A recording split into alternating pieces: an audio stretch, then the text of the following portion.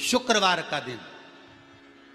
तो कहोगे गुरुजी ये कथा कहां से निकाल के लाए हो? तो विष्णु पुराण में से आप उसको स्मरण कर सकते हो। काय में से? विष्णु पुराण में से। एक पात्र में देसी गाय का दूध, जल उसमें रखकर, और आपके यहाँ अगर लड्डू गोपाल हो, यदि आपके घर में ठाकुर जी हो, लड्डू गोपाल हो, विष्णु जी का कोई स्वरूप हो, श्री हरि का कोई स्वरूप हो, तो उस पर शुक्रवार के दिन आप संध्या के समय पर दुर्वा डालकर, उस दुर्वा से अगर लक्ष्मी जी के नामों का 108 बार उच्चारण कर कर, घी का दिया लगाकर, कैसर के चावल साथ में रखकर केवल उस जल का और दूध का मात्र छींटा देते हो, तो उसके घर में कभी लक्ष्मी की कमी नहीं आ सकती, संपदा बढ़ती चली जाती है।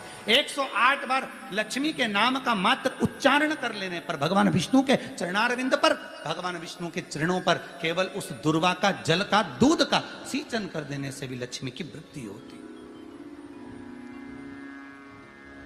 लक्ष्मी देती, दुर्वा बढ़ती है। और दुर्वा का एक बहुत सुंदर गुण है महाराज, बहुत सुंदर गुण है दुर्वा का। जहां पर उसके भीतर गांठ आती है ना, वहां से 2 रास्ते बना देती है। बोलो बनाती कि नहीं बनाती? कभी दुर्वा देखी होगी आपने?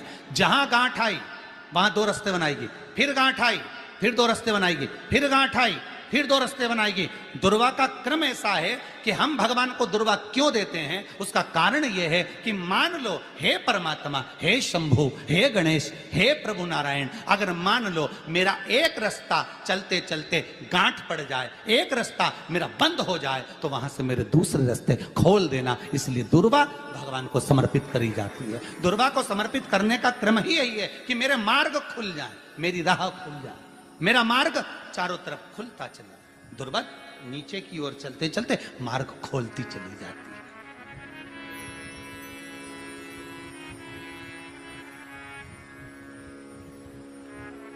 अमृत है ये, इसलिए नष्ट नहीं होती।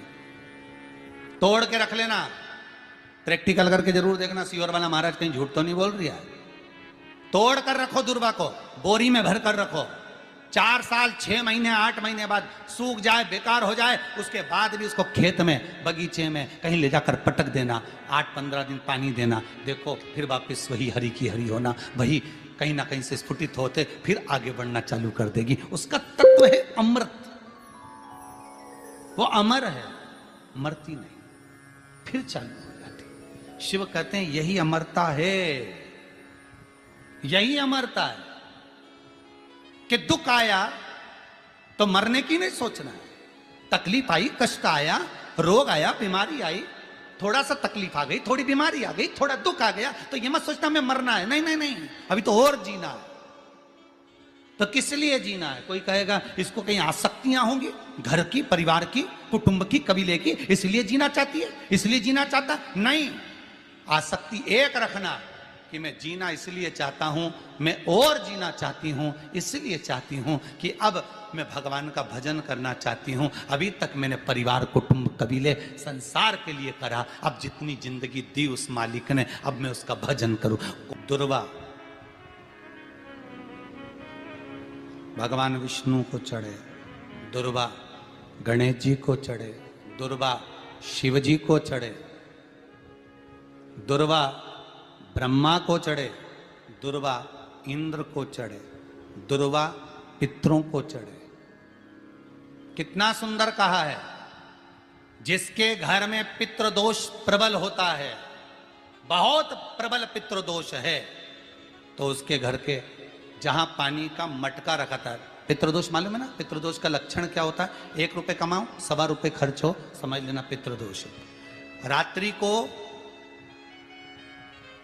सो गए तुम, बड़े नींद आ गई तुमको, बहुत प्रेम से सो गए, सोने के 1.5 घंटे या 2 घंटे बाद